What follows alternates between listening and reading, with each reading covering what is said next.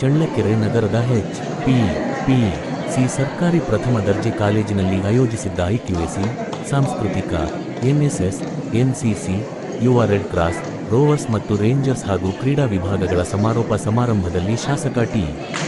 ರಘುಮೂರ್ತಿ ಭಾಗವಹಿಸಿ ವಿದ್ಯಾರ್ಥಿಗಳಿಗೆ ಕರೆ ನೀಡಿದರು. ಸಮಾರಂಭದ ಅಧ್ಯಕ್ಷತೆ ವಹಿಸಿ ಮಾತನಾಡಿದ ಶಾಸಕ ರಘುಮೂರ್ತಿ, ಇಂದಿನ ಯುವಜನತೆ ಮೊಬೈಲ್ನಲ್ಲಿ ಮುಳುಗಿದ್ದು ಸಮಯದ ಮೌಲ್ಯ ಮರೆತಿದ್ದಾರೆ ಎಂದು ಆತಂಕ ವ್ಯಕ್ತಪಡಿಸಿದರು.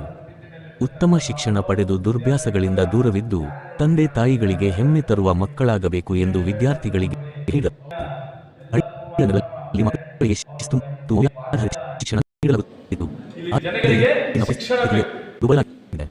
ಕಾಲೇಜಿನಲ್ಲಿ ಓದುತ್ತಿರುವ ವಿದ್ಯಾರ್ಥಿಗಳು ರಾಜ್ಯ ಮಟ್ಟದಲ್ಲಿ ಗುರುತಿಸಿಕೊಳ್ಳುವಂತಹ ಸಾಧನೆ ಮಾಡಬೇಕು ಎಂದು ಅವರು ಕರೆ ನೀಡಿದರು.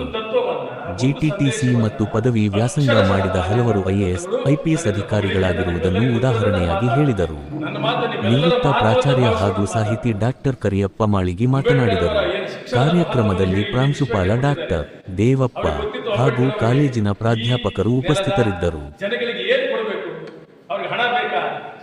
ಅಧಿಕಾರ ಬೇಕಾ, ಅವೆಡಕ್ಕಿಂತ ಮುಖ್ಯವಾಗಿ ಶಿಕ್ಷಣ ಬೇಕು ಅಂತ ಅವರೇನು ಹಗಲು ರಾತ್ರಿ ಹೋರಾಟ ಮಾಡಿದ್ರು.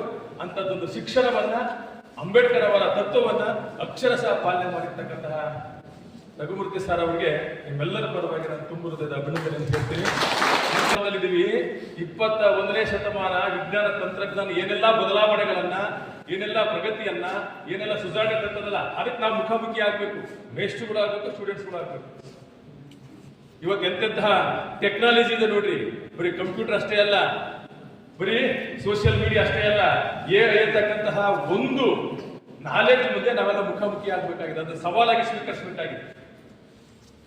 ಹಾಗಾಗಿ ಇವತ್ತೇನು ನಮ್ಗೆ SCP ಅಂತ ಬಂದಿದೆ, ರಾಜ್ಯ ಶಿಕ್ಷಣ ನೀತಿ ಆಯೋಗ, ನೀವೆಲ್ಲ ಕೇಳಿದಿರಲ್ಲ, ರಾಜ್ಯ ಶಿಕ್ಷಣ ನೀತಿ ಖಂಡಿತವಾಗುವಂಥದ್ದೆಲ್ಲವನ್ನ ಪೂರೈಕೆ ಮಾಡ್ತಕ್ಕಂಥ SCP ಅಂತ ಸಮಗ್ರ ಶಿಕ್ಷಣವನ್ನ ಸಮಗ್ರವಾಗಿ ಬದಲಾವಣೆ ಮಾಡೋದ್ರ ಜೊತೆಗೆ ವಿದ್ಯಾರ್ಥಿಗಳಿಗೆ ಇರಬೇಕು ಅಂತ ಮೌಲ್ಯವನ್ನ, ನೈತಿಕ ಮೌಲ್ಯವನ್ನ, ಸಂವಿಧಾನದ ಆಶಯಗಳನ್ನ ಸಂಪೂರ್ಣವಾಗಿ ಒಳಗೊಂಡಿರ್ತಕ್ಕಂಥ ಶಿಕ್ಷಣವನ್ನು ಕಲಿತಾ ಇದ್ದೀವಿ. ಅದನ್ನ ಅರ್ಥ ಮಾಡಿಕೊಂಡು, ಆದ್ರೆ ವಿಪರ್ಯಾಸ ಏನು ಅಂದ್ರೆ ನಾವೆಲ್ಲ ಭೌತಿಕವಾಗಿ ಬೆಳೀತಾ ಇದ್ದೀವಿ, ಮಾನಸಿಕವಾಗಿ ಬಳಲ್ತಾ ಇದ್ದೀವಿ. ಅದರಲ್ಲೂ ವಿಶೇಷವಾಗಿ ವಿದ್ಯಾರ್ಥಿಗಳು ತುಂಬಾ ಚೆನ್ನಾಗಿ ಬೆಳೀತಾ ಇದ್ವಿ. ಒಳ್ಳೆ ಡ್ರೆಸ್ ಹಾಕ್ತೀವಿ, ಒಳ್ಳೆ ರ್ಯಾಂಕ್ ಬರ್ತದೆ, ಒಳ್ಳೆ ಮಾರ್ಕ್ಸ್ ಕಾರ್ಡ್ ಇದೆ, ಒಳ್ಳೆ ಹೆಸರಿದೆ. ಆದ್ರೆ ಮಾನಸಿಕವಾಗಿ ನಾವೆಲ್ಲ ತುಂಬಾ ಬಳಲ್ತಾ ಇದ್ದೀವಿ. ನಿಮ್ಗೆಲ್ಲ ಗೊತ್ತಿರಲಿ. ಈಗ ನನ್ನ ಮಾತು ಕೇಳ್ತಾನೆ ಎಷ್ಟೋ ಜನ ಕೈಯ ಮೊಬೈಲ್ ಇಟ್ಕೊಂಡಿದ್ದೀರಿ. ಇವತ್ತಿನ ಈ ಸೋಷಿಯಲ್ ಬೇರೆ ಕಾರ್ಯಕ್ರಮಗಳು ನಿಗದಿಗೊಂಡಿರೋದ್ರಿಂದ ನಾನು ಕಾರ್ಯಕ್ರಮದಿಂದ ಕೆಲವೇ ಮಾತುಗಳನ್ನು ಆಡಿ ನಿರ್ಗಮಿಸ್ತಾ ಇದ್ದೀನಿ.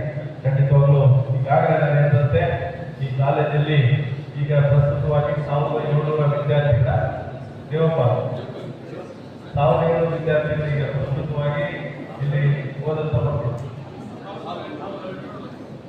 ಇದು ಈಗಾಗಲೇ HPPC ಅಂದರೆ ತಾವೆಲ್ಲ ಬಿಟ್ಟಿಗೆ ಹೋದಾಗ ಈ ಕಾಲೇಜಿಗೆ ದಾನ ಮಾಡಿದಂಥ ಭೂದಾನಿ ಅವರ ಹೆಸರು HPPC ಅಂತ ಹೇಳಿ ಅವರು ಬಹುಶಃ ಯಾವತ್ತೂ ಕೂಡ ಪ್ರಸ್ತುತವಾಗಿ ಇನ್ನೊಂದು ಆಲ್ಗೊಂಡಳ್ಳಿ ಗ್ರಾಮದವರು ಪಂಚಾಕ್ಷರಪ್ಪ ಚನ್ನಬಸಮ್ಮ ಕಾಲೇಜ್ ಅಂತೇಳಿ ಅವರು ಯಾವ ಶಾಶ್ವತವಾಗಿ ಇರ್ತಾರೆ. ಅಂದರೆ ಇದನ್ನ ಯಾಕೆ ಹೇಳ್ತಿದ್ದಾರೆ ಅಂದರೆ ಯಾರಾದರೂ ಕೂಡ ನಮ್ಮ ಸ್ವಂತ ಶಕ್ತಿಯನ್ನು ಬಂತು ನಮ್ದೇನಾದ್ರೂ ನಾವು ಸತ್ಮೇಲೂ ಕೂಡ ಬದುಕಿರ್ಬೇಕಂದ್ರೆ ಇಂಥ ಕೆಲಸಗಳನ್ನ ಮಾಡಿದಾಗ. ಹಾಗಾಗಿ ಅವನ್ನ ವಿಶೇಷವಾಗಿ ಈ ಸಂದರ್ಭದಲ್ಲಿ, ಯಾಕಂದ್ರೆ ಈ ವರ್ಷ ಅದಕ್ಕೆ ಪೂರ್ವಕವಾಗಿ ವೇದಾವತಿ ಅಂತ ಹೇಳಿ ವಾರ್ಷಿಕ ಸಂಚಿಕೆಯನ್ನ, ಕಾಲೇಜಿನ ವಾರ್ಷಿಕ ಸಂಚಿಕೆ 25-26 ಇದನ್ನ ನಮ್ಮ ದೇವಪ್ಪನವರು ಮತ್ತೆ ನಮ್ಮ ಎಲ್ಲ ಕಾಲೇಜಿನ ಉಪನ್ಯಾಸಕರಿರ್ಬೋದು, ನಮ್ಮ ಶಿವಲಿಂಗಿಯವರು ಅದನ್ನ ನೇತೃತ್ವ ವಹಿಸಿರ್ಬೋದು. ಅದನ್ನ ತಂದಿರ್ತಕ್ಕಂಥದ್ದು ಬಹಳಷ್ಟು ತ್ಯಾಗಣಿ ಅಂತ ಹೇಳಿ ಭಾವಿಸ್ತೀನಿ. ಯಾಕಂದ್ರೆ ನಾನು 13ನೇ ವರ್ಷದ ಒಂದು ವಾರ್ಷಿಕೋತ್ಸವ ಸಮಾರಂಭದಲ್ಲಿ ಭಾಗವಹಿಸಿದ್ದೀನಿ. 10 ವರ್ಷದಿಂದ 11 ವರ್ಷದಿಂದ ನಿಂತಿದ್ದು ಅದನ್ನ ನಾವು ಈ ವರ್ಷ ಮತ್ತೆ ಅದನ್ನ ಪ್ರಾರಂಭ ಮಾಡಿದ್ವಿ ಅಂತ. ಹಾಗಾಗಿ ಅವರಿಗೆ ನಮ್ಮ ದೇವಪ್ಪನವರು ಸೇರಿ ಅವರ ಎಲ್ಲ ತಂಡಕ್ಕೆ ನಾನು ಅಭಿನಂದನೆಗಳನ್ನ ಸಲ್ಲಿಸ್ತೇನೆ. ಏಕೆಂದ್ರೆ ಸಾಧನೆ ಸಾಕು ಅಥವಾ ಈ ವರ್ಷ ನಾವು ಅದಕ್ಕಿಂತ ಜಾಸ್ತಿ ಮಾಡಿದ್ದೀವಿ. ಯಾವಾಗಲೂ ಕೂಡ ಇತಿಹಾಸ ಇರಬೇಕು. ಇತಿಹಾಸವನ್ನು ತಿಳಿದವರು ಇತಿಹಾಸವನ್ನು ನಿರ್ಮಾಣ ಮಾಡ್ತಾರೆ. ಹಾಗಾಗಿ ಇಂಥ ವಾರ್ಷಿಕ ಸಂಚಿಕೆಗಳಿದ್ದಾಗ ಅವರಿಗೆ ನಾನು ಈ ವರ್ಷ ಇದಕ್ಕಿಂತ ಕಳೆದ ವರ್ಷಕ್ಕಿಂತ ಹೆಚ್ಚಿನದಾಗಿ ನಾನು ಸಾಧನೆ ಮಾಡಬೇಕನ್ನೋ ಒಂದು ಹುಮ್ಮಸ್ಸು ಜೊತೆಗೆ ಇಚ್ಛಾಶಕ್ತಿ ಮೂಡುತ್ತೆ. ಯಾಕೆಂದರೆ ನಾವೆಲ್ಲ ಮೊದಲನೇದಾಗಿ LKG ಸೇರ್ತೀವಿ, UKG ಸೇರ್ತೀವಿ, ಫಸ್ಟ್ ಸ್ಟ್ಯಾಂಡರ್ಡ್ ಸೇರ್ತೀವಿ. ಅಂದರೆ ಪ್ರತಿ ವರ್ಷನೂ ಕೂಡ ನಮ್ಮ ಪ್ರಗತಿ ಜಾಸ್ತಿ ಆಗ್ತದೆ, ಬುದ್ಧಿಶಕ್ತಿ ಜಾಸ್ತಿ ಆಗ್ತದೆ. ಅದೇ ರೀತಿಯಾಗಿ ನಾವು ಇದಕ್ಕೆ ಯಾವತ್ತೂ ಹೋಗಬಾರ್ದು.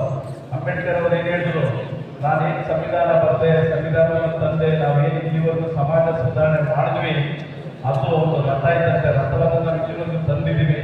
ಆ ರಥ ಮುಂದಕ್ಕೆ ಹೋಗ್ಬೇಕಾದ್ರೆ ಹಿಂದಕ್ಕೆ ಹೋಗಬಾರ್ದಂತ. ಯಾವುದೇ ಪ್ರಾಂಶುಪಾಲರಲ್ಲಿ ಆದಾಗ ಆ ಪ್ರಾಂಶುಪಾಲರು ಯೋಚನೆ ಮಾಡಬೇಕು, ನಾನು ಏನಾದರೂ ಸಾಧನೆ ಮಾಡಬೇಕಂತೆ.